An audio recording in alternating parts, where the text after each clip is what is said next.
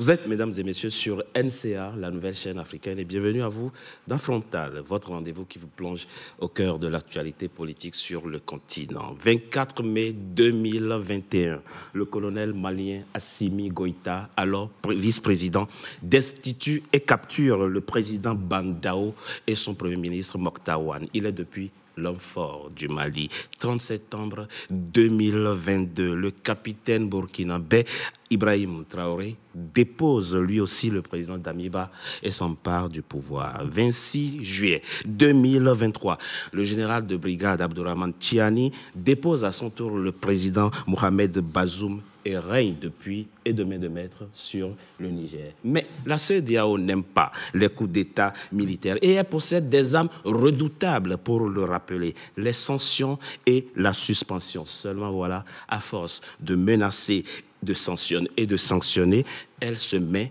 en difficulté. Le coup de grâce intervient le 28 janvier 2024 lorsque le Mali, le Burkina Faso et le Niger quittent la maison CEDEAO. Alors, comment éviter la dislocation totale? L'organisation sous-régionale peut-elle encore colmater les brèches? Trois invités avec moi pour en parler. Brigitte Ameganvi, vous êtes économiste, spécialiste du management stratégique et de l'évaluation de la performance. Parfait profil pour faire le décryptage du management de la CEDEAO. Militante engagée de la société civile, êtes-vous membre du conseil d'administration de Tournons la page, une organisation de la société civile? Après avoir été présidente de Synergie Togo, une autre organisation de la société civile togolaise. Bonne gouvernance, démocratie, droits de l'homme et développement durable, ce sont là les piliers principaux autour desquels se structure votre combat. Merci Brigitte Ameganvi d'avoir accepté notre invitation. Merci à vous de m'avoir invité. Jean-François Akanji Kombe, professeur agrégé de droit à l'université, à la Sorbonne, l'une des meilleures universités de France. Vous êtes par ailleurs un homme politique centrafricain, grand observateur de la vie politique du continent. Il n'y a pas que les coups d'État militaires, il y a aussi les coups d'État constitutionnels. Et dans cette émission, nous interrogerons nos rapports à nos constitutions. C'est à juste titre que je vous ai invité. Merci. Merci à vous d'avoir accepté notre invitation d'un professeur à un autre et pas des moindres. David Assiba Johnson, professeur des universités, ancien directeur de l'École supérieure de commerce de Clermont-Ferrand en France. Vous avez applaudi lorsque le Mali, le Burkina Faso et le Niger ont claqué la porte à la CEDEAO. Pour vous, cette organisation aurait dû être dissoute depuis longtemps, mais vous nous en direz davantage au cours de cette émission. Merci, professeur. Merci à vous d'avoir accepté notre invitation. Commençons par vous, Brigitte Ameganvi. Dans le communiqué conjoint produit le 28 janvier dernier par les trois États qui ont quitté la CEDEAO, il est dit ceci: après 49 ans d'existence, les vaillants peuples du Burkina Faso, du Mali et du Niger constatent avec beaucoup de regrets, d'amertume et une grande déception que leur organisation s'est éloignée des idéaux de ses pères fondateurs et du panafricanisme. En outre, et c'est là où ça devient intéressant, la CEDEAO, sous l'influence de puissances étrangères trahissant les principes fondateurs, est devenue une menace pour ses États membres et ses populations dont elle est censée assurer le bonheur. Brigitte Ameganvi, comment en sommes-nous arrivés là pour que des États considèrent aujourd'hui que la CEDEAO est devenue une menace pour ses États membres? Oui, effectivement, je me reconnais dans ce diagnostic. Sauf que tout militaire, quand il prend le pouvoir, il fait un diagnostic en dénonçant tout ce qui s'est passé avant son arrivée et en revendiquant le fait qu'eux sont là pour mettre l'ordre. Contrairement à votre propos, moi je dirais que ce n'est pas la sortie de ces trois États de la CEDEAO qui signe l'arrêt de mort de la CEDEAO. C'est ce qui s'est passé au Sénégal cette semaine qui signe l'enterrement de première classe de la CEDEAO. Et c'est peut-être la raison pour laquelle je suis en noir aujourd'hui, parce que je suis en deuil. La CEDEAO est morte, et elle est morte de par l'inconséquence de ses chefs d'État. Elle est morte de ce que les textes qu'elle s'est donnés péniblement ne sont pas respectés par les personnes qui sont chargées de les défendre. Et on a détruit un outil qui était le meilleur de l'Afrique en termes d'organisation sous-régionale, parce que l'Union africaine s'est structurée en 5 sous-régions et la CEDEAO était la seule qui fonctionnait correctement. Et tout ce patrimoine est parti à volo. Eh bien, nous reviendrons effectivement avec des cas précis sur ce diagnostic que vous venez de partager avec nos téléspectateurs. Jean-François Kandi-Combé. Alors, très rapidement, cette émission ne servirait à rien et si nous n'abordons pas les questions à la fois dans leur profondeur et dans leur gravité. Quand on est un pays de l'Interland, enclavé, et que son voisin ferme ses frontières, alors qu'on dépend de son port, en grande partie, qu'est-ce qui se passe? Il se passe que les populations n'ont plus accès à la nourriture. Donc, elles sont exposées à la faim.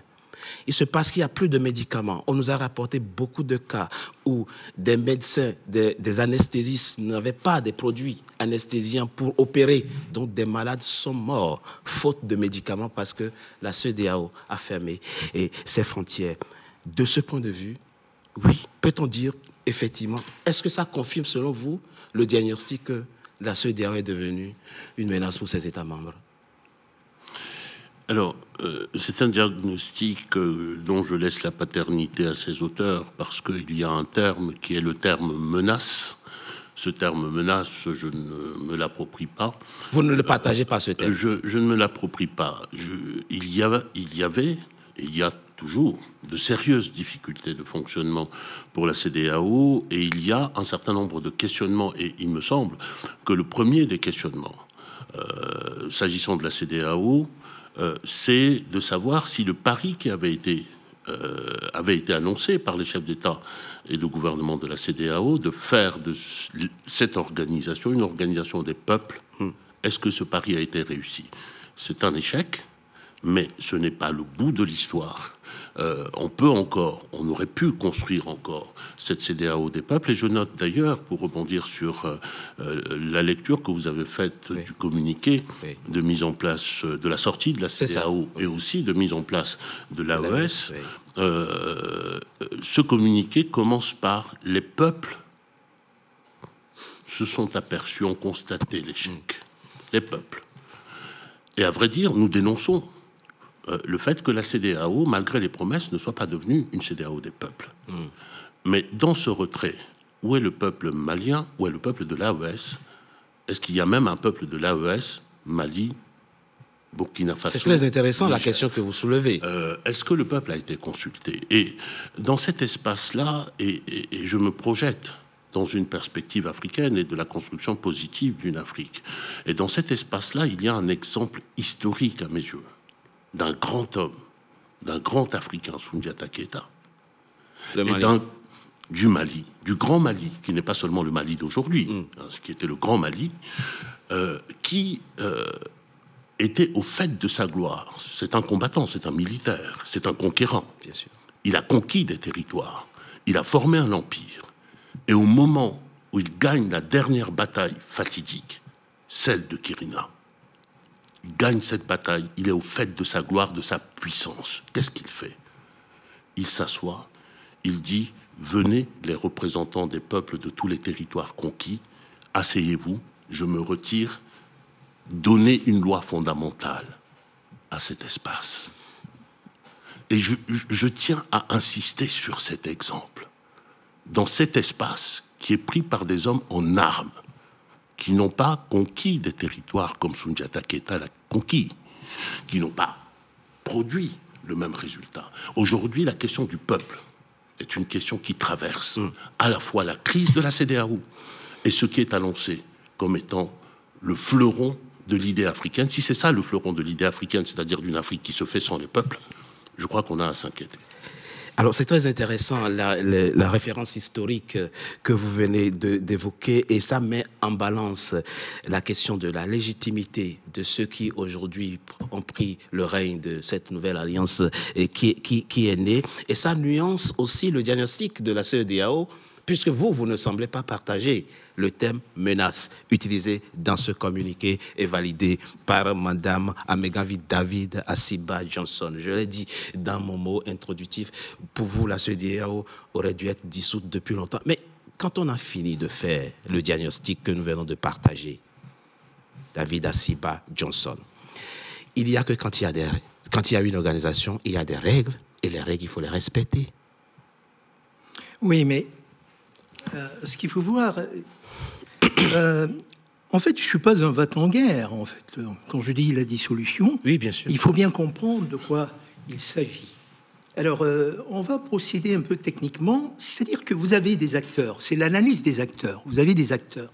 Ceux qui composent la CEDEAO, ce sont des acteurs, d'accord? Et ces acteurs ont des préférences. Hein. Alors, les préférences, il faut pouvoir les révéler.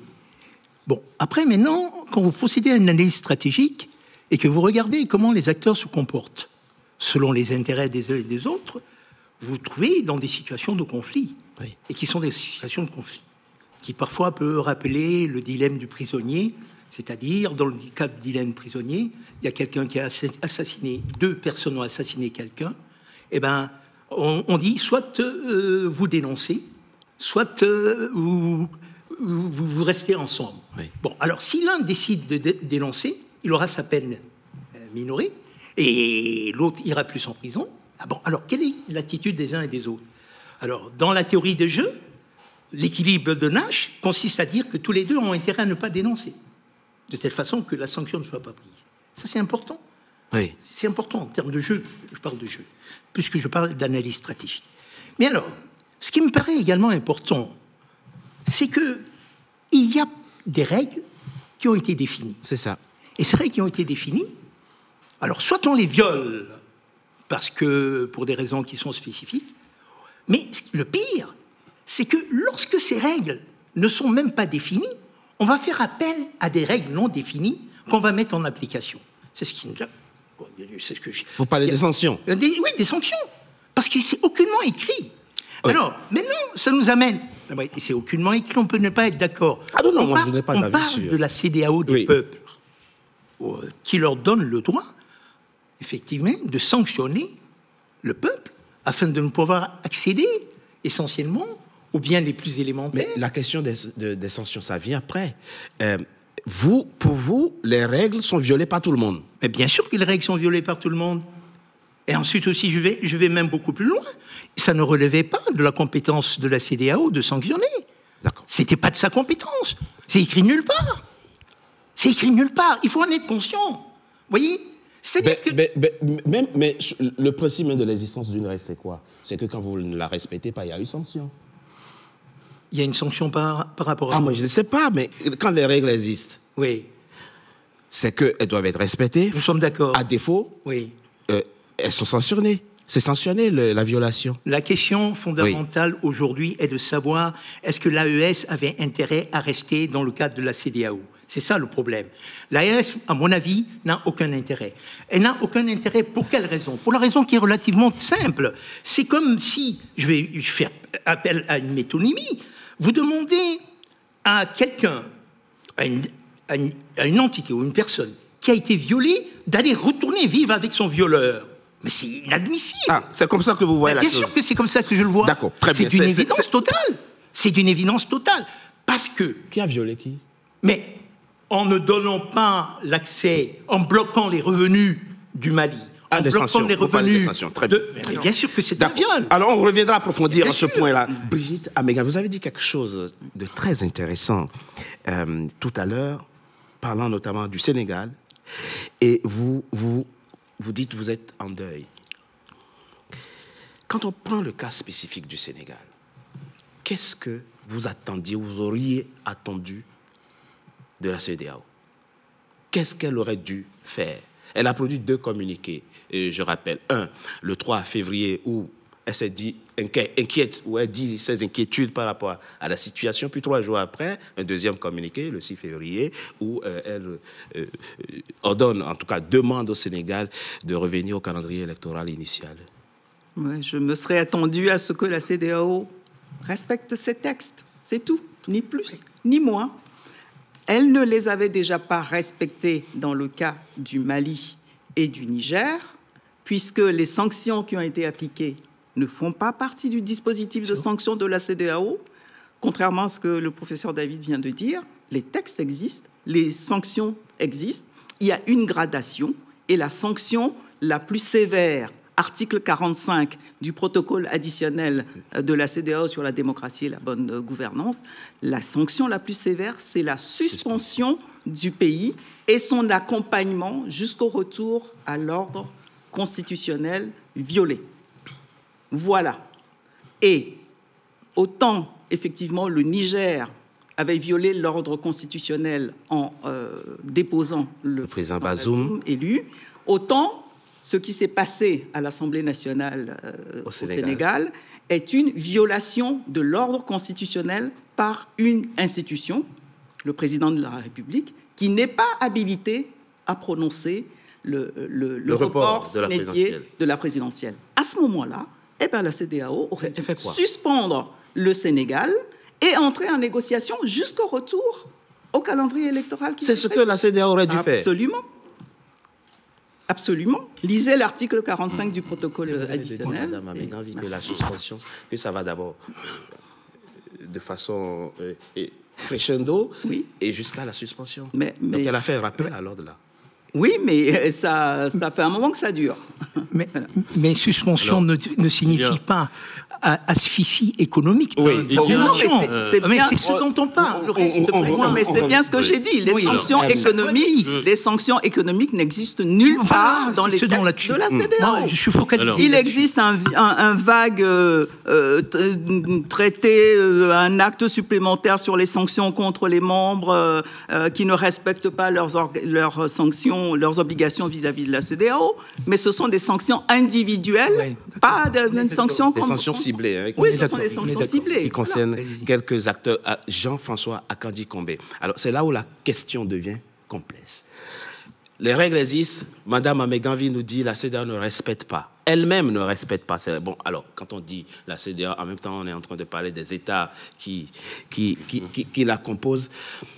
Quelle analyse faites-vous de la notion de l'application des sanctions, selon vous, à partir du moment où la règle établie est violée? Que faut-il faire?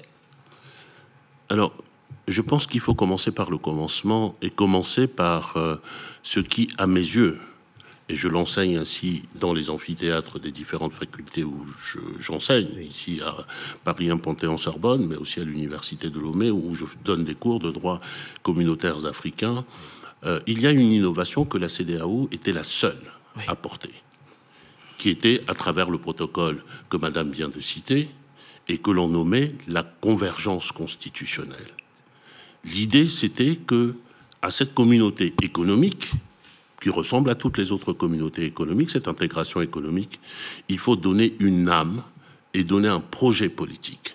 Un projet politique qui repose sur des valeurs. Et ces valeurs ont été décrites dans le protocole en question comme des valeurs de la démocratie avec, bon, le protocole est assez fourni, avec un certain nombre de points: protection des droits fondamentaux, respect des règles démocratiques, des élections, etc., etc.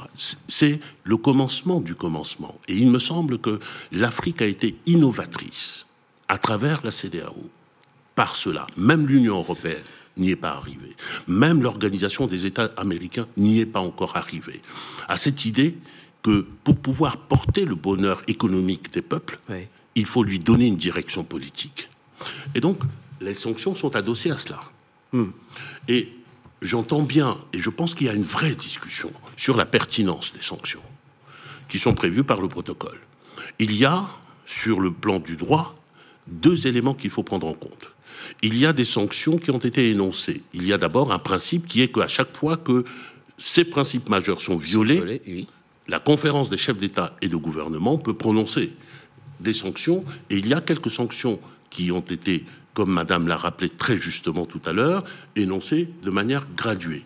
Mais ce que l'on oublie aussi, et c'est le deuxième fait, c'est que le protocole donne un pouvoir d'appréciation de sanctions à la conférence des chefs d'État et de gouvernement.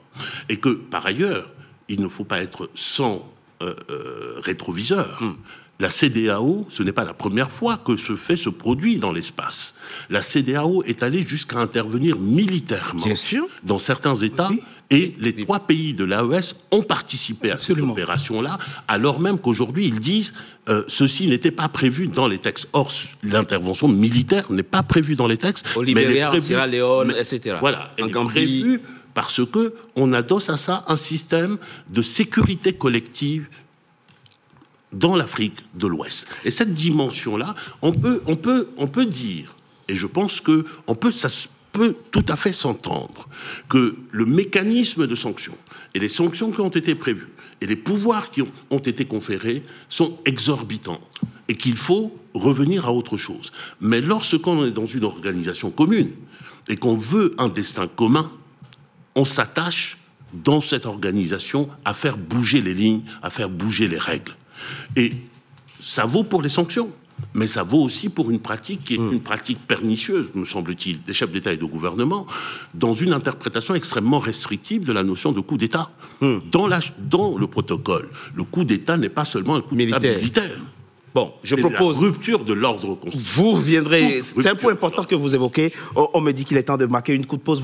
On reviendra bien entendu pour évoquer cette question, puisque c'est elle qui est à l'origine de l'éclatement aujourd'hui de la maison CEDEAO. On marque une coup de pause. On se retrouve dans quelques instants pour la suite de notre émission. À tout de suite.